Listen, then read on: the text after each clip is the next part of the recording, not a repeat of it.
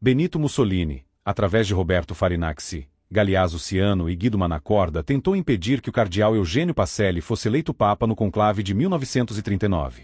Farinacci era prefeito de Cremona e ministro de Estado do governo fascista. Ciano era ministro das Relações Exteriores do governo fascista e genro do Mussolini. Manacorda era um germanista que era recebido e admirado por Adolf Hitler e homem de ligação com Mussolini no propósito de restabelecer relações com Hitler em 1934. Farinacci, Ciano e Manacorda trabalharam para Mussolini na tentativa de impedir que o cardeal Pacelli fosse eleito papa em 1939. Mussolini queria impedir a eleição de Eugênio Pacelli como papa por considerá-lo como alguém que tendia a uma mentalidade democrática e um perigo para sua ditadura e suas relações com a Alemanha. O governo Mussolini queria evitar a eleição de um papa considerado político demais, pois preferia um papa político. O padre Peter Gumpel, o postulador da causa de beatificação do Papa Pio XII, diz: um papa italiano como Pacelli inevitavelmente criaria problemas para Mussolini na sua relação com Hitler. A eleição devia ser evitada. A primeira tentativa de influenciar a eleição do Papa no conclave aconteceu em 11 de fevereiro de 1939 no jornal E o Regime Fascista de Farinacci, onde foi publicado um longo artigo que indicava os nomes dos supostos papáveis.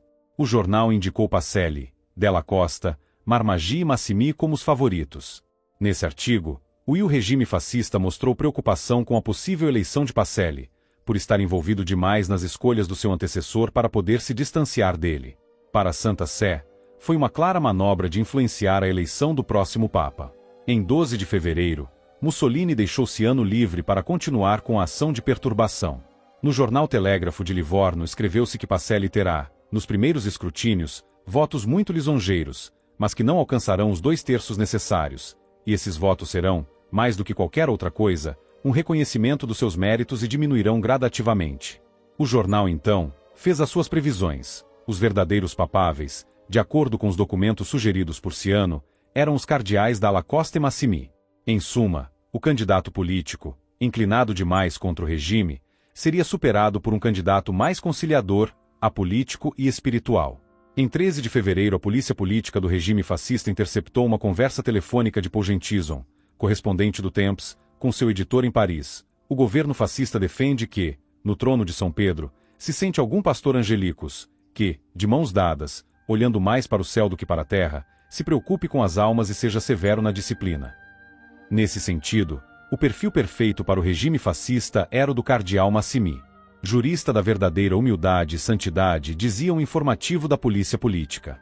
E ainda, um dos melhores sacerdotes do clero romano.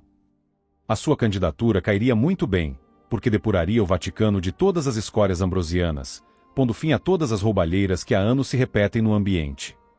Manacorda procurou com conversas confidenciais e encontros influenciar a Cúria Romana para não votar em Pacelli para Papa no conclave.